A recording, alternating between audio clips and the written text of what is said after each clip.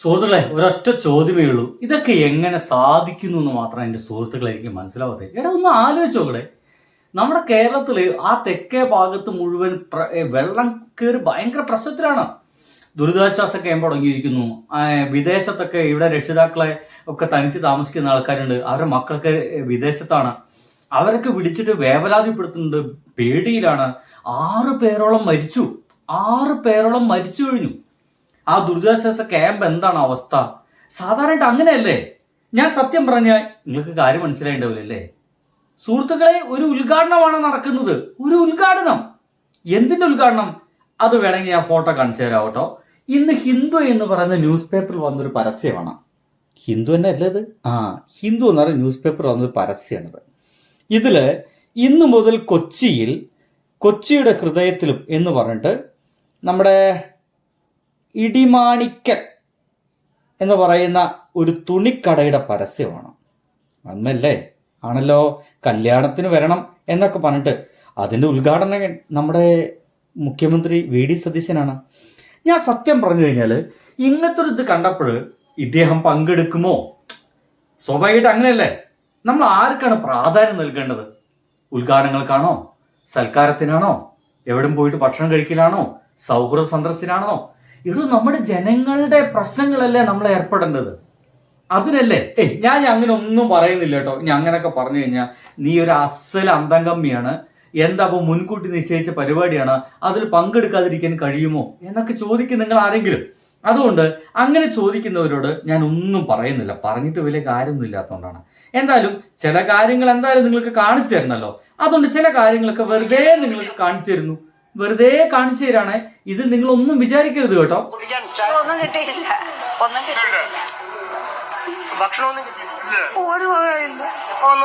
ഞങ്ങള് വെളുപ്പിനാ വന്ന രാത്രി റോഡിന് മേളിൽ ഒരു വീട്ടിൽ കയറി ഇരിക്കുമായിരുന്നു. രാത്രി 8 മണി ആയപ്പോഴത്തേക്ക് ഇറങ്ങി വീട്ടിൽ നിന്ന്. പിന്നെ റോഡിൽ ഒരു വീട്ടിൽ കയറി അവിടെ ഇരുന്നു. രാത്രി വെളുപ്പിച്ച് പിന്നെ ഇവിടെ വെളുപ്പിനെ വന്നു. കേട്ടാ? നിങ്ങൾ കേട്ടില്ലേ? കുടിക്കാൻ വെള്ളം കിട്ടിയോ? ചായ കിട്ടിയോ? ഇത് ചോദിക്കുന്ന സമയം മറ്റൊക്കെ നിങ്ങൾ ആലോചിച്ച് നോക്കണം. എത്ര നേരം കഴിഞ്ഞു? ആ ദുരിതാശ്വാസ ക്യാമ്പിൽ കൊണ്ടുവന്നിട്ട് അങ്ങോട്ട് ഇട്ടാണ്ട് പോയിരിക്കുകയാണ് ഉദ്യോഗസ്ഥന്മാര്, അല്ലെങ്കിൽ അവിടുത്തെ ജനപ്രതിനിധികൾ. ഒന്ന് കാര്യം മനസ്സിലാക്കണേ, ഇത് 2018 പിണറായി ഗവൺമെന്റ് അല്ല, ഇത് 2026 ഗവൺമെന്റ് ആണ്. ഇത് 2026 തന്നെയല്ലേ? എനിക്ക് തെറ്റിപ്പോയിട്ടൊന്നുമില്ലല്ലോ. 2026 ഗവൺമെന്റ് ആണ്. നിങ്ങൾ ഒരിക്കലും 2018 നിങ്ങൾ താരതമ്യം ചെയ്യരുത്. ഇനിയിപ്പോ താരതമ്യം ചെയ്യുമ്പോൾ നിങ്ങൾ ചോദിക്കും, അന്ന് എന്തപ്പോ സംഭവിച്ചിരുന്നേ? ചില ആൾക്കാർ അങ്ങനെയാണെന്നേ. ചില കാര്യങ്ങളൊക്കെ വളരെ പെട്ടെന്ന് തന്നെ മറന്നുപോകും.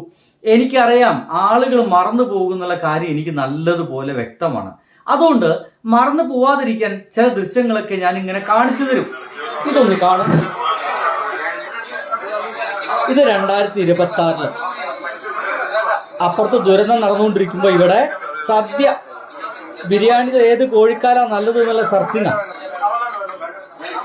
അല്ലേ? ഇനി ഇത് കാണാം. എന്തിനപ്പ ഈ പാട്ടൊക്കെ? ഞാവട്ടെ. 2018 ആ പ്രളയ സമയത്ത് നിങ്ങൾ കാണുന്നത് പിണറായി വിജയൻ ബിരിയാണി കഴിക്കാനോ സൗഹൃദ സന്ദർശനോ ഉദ്ഘാടനത്തിനോ പോവുകയല്ല. അദ്ദേഹം നേരെ പോയത് ആ ദുരിതാശ്വാസ ക്യാമ്പുകളിലേക്കാണ്. നിങ്ങളെല്ലാം ഓക്കെ ആണോ എന്ന് അറിയാൻ വേണ്ടിയിട്ടാ. ഇനിയും നിങ്ങൾക്ക് അത് കൺഫ്യൂഷൻ ഉണ്ടായിരിക്കും. അപ്പൊ വേണമെങ്കിൽ ഒന്നുകൂടി കാണിച്ചു തരാം. ആറിന്റെ തീരത്ത് ഇപ്പം മറ്റാരുണ്ട് LDF അല്ലാതെ എന്നുള്ള പിണറായി വിജയന്റെ പഴയ തെരഞ്ഞെടുപ്പ് വാചകം അടക്കമുള്ള ഫ്ലെക്സ് അവിടെ കാണാൻ ഇടയായതുകൊണ്ട് ചോദിക്കുകയാണ്. സമൂഹ മാധ്യമങ്ങളിലെല്ലാം തന്നെ വലിയ രീതിയിൽ കഴിഞ്ഞ സർക്കാർ പ്രളയത്തെ നേരിട്ടതും ഈ സർക്കാരിന്റെ സമയത്ത് ഉണ്ടായിട്ടുള്ള ഏകോപനം, പ്രത്യേകിച്ച് മുഖ്യമന്ത്രി ഇന്നലെ പറഞ്ഞിട്ടുള്ള CMOയിൽ നിന്ന്, അത് എന്റെ ഓഫീസിൽ നിന്ന് ബ്രീഫ് ചെയ്യും എന്നുള്ള കാര്യങ്ങൾ അടക്കം വലിയ രീതിയിൽ സമൂഹ മാധ്യമങ്ങളിൽ ലെഫ്റ്റ് ഹാൻഡിലുകൾ പ്രചരിപ്പിക്കുന്നുണ്ട്. മുൻ സർക്കാർ ടാക്കിൾ ചെയ്തതുപോലെയല്ല ഈ പ്രകൃതിക്ഷോഭങ്ങളെ ഈ സർക്കാർ കൈകാര്യം ചെയ്യുന്നത്. ഇന്ന് റവന്യൂ മന്ത്രി AP അനിൽകുമാർ അതിന് വളരെ കൃത്യമായിട്ടുള്ള മറുപടി പറയുകയും ചെയ്തു. പക്ഷെ ഞാൻ സാന്ദർഭികമായിട്ടാണോ ബിഗ് TV ഇനിയിപ്പോ സാന്ദർഭികമൊന്നും ഇല്ലാതായിട്ടാണോ ചൂണ്ടിക്കാണിക്കുന്നെങ്കിലും LDF അല്ലാതെ മറ്റാര് എന്ന് പറയുന്ന ഫ്ലെക്സ് ഒക്കെ ഇപ്പോൾ അവിടെ ഇങ്ങനെ നിൽക്കുന്നുണ്ട്. അപ്പോഴാണ് ജനങ്ങൾക്ക് മനസ്സിലായത് ശരിയായിരുന്നു അദ്ദേഹം ഒരു വലിയ ശരിയായിരുന്നു എന്ന് ഇപ്പൊ ജനങ്ങൾക്ക് മനസ്സിലായി തുടങ്ങുന്നുണ്ട്. അങ്ങനെ മനസ്സിലായി തുടങ്ങാത്ത ആളുകൾക്ക് ഒന്നുകൂടി ഞാൻ കാണിച്ചു തരാൻ താല്പര്യപ്പെടുന്നു. വേണമെങ്കിൽ കാണിച്ചു തരാം കേട്ടോ, അല്ലേ? കണ്ടോളൂ.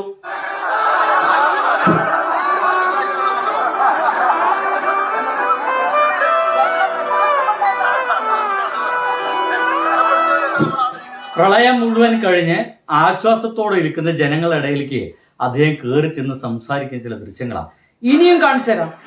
ഇതാ ഇപ്പോ രണ്ട് മുഖ്യമന്ത്രിമാരെ തമ്മിലുള്ള കമ്പാരിസൺ ആണ്. ആ ഒരു രണ്ടാമത്തെ കമ്പാരിസണിലേക്ക് നമുക്കൊന്ന് കടക്കാമെന്ന് വിചാരിക്കുന്നു. ഇതാ ബിരിയാണി തീറ്റാടെ കിടക്കട്ടെ.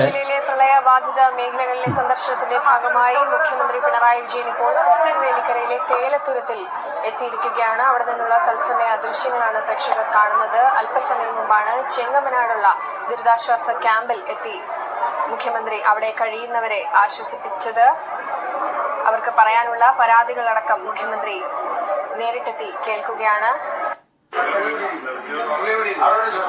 കണ്ടില്ലേ, ഓരോ ക്യാമ്പിലേക്കും അന്നത്തെ മുഖ്യമന്ത്രിയായിട്ടുള്ള പിണറായി വിജയൻ എത്തുന്നു.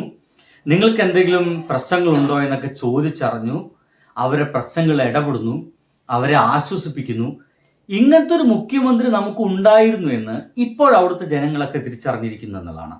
കഴിഞ്ഞിട്ടില്ല, 1-2 വീഡിയോ കൂടി എൻ്റെ കയ്യിൽ ഉണ്ടായിരുന്നു. അത് പോയോ? ഇതല്ല, വേറെ വീഡിയോ ആണ്. അതിൽ ഒരു ഭയങ്കര കമ്പാരിസനാണ് ആ ആയ്മ പറഞ്ഞുകൊണ്ടിരുന്നത്. ചേടാ, അത് എൻ്റെ കയ്യിൽ നിന്ന് പോയെന്നാ തോന്നണേ. എന്തായാലും ഞാൻ അത് തപ്പിപ്പിടിച്ച് കിട്ടുവാണെങ്കിൽ ഞാൻ നിങ്ങൾക്ക് എന്തായാലും കാണിച്ചു തരും കേട്ടോ. അതെ കാണിച്ചു തരാം. ഇതാ എവിടെയും പോയിട്ടില്ല, നിങ്ങൾ കാണണം.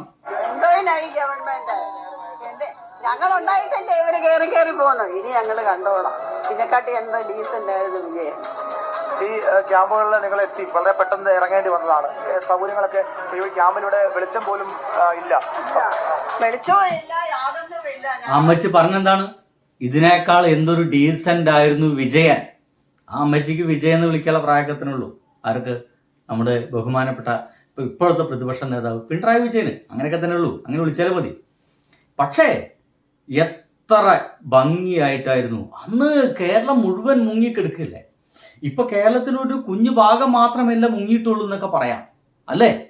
എങ്കിലും അവിടെയുള്ള കുറച്ചു പേർക്കെങ്കിലും ആശ്വാസം പകരാൻ, അവരുടെ കാര്യമെങ്കിലും ഒന്ന് കൃത്യമായി നോക്കാൻ, അവരെ ദുരിതാശ്വാസ ക്യാമ്പിലേക്ക് കൃത്യമായിട്ട് അരിയും മറ്റു പലവ്യഞ്ജനങ്ങളും കൃത്യമായിട്ട് എത്തുന്നുണ്ടോ എന്നറിയാൻ, അവരെ രക്ഷപ്പെടുത്താൻ, ഏകോപിപ്പിക്കാൻ ഒരാൾ പോലും ഇല്ലെന്നാണ്.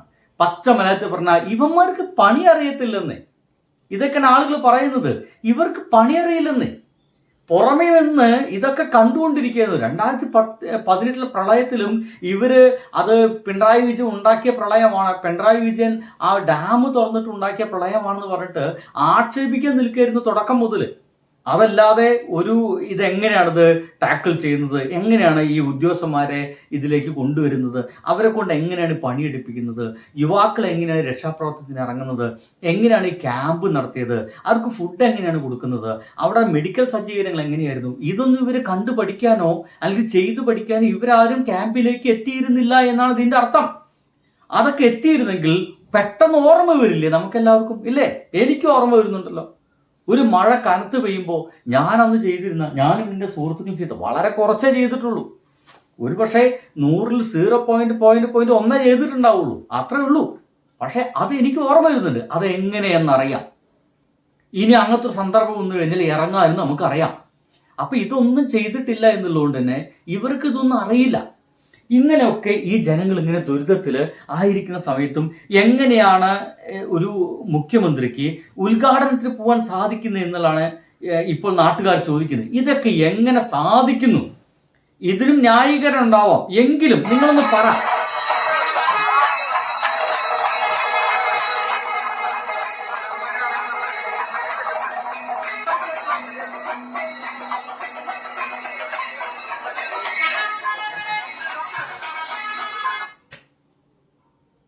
ഇതൊക്കെ എങ്ങനെ സാധിക്കുന്നുടേ? ഇതൊക്കെ എങ്ങനെ സാധിക്കുന്നു? ബൈ.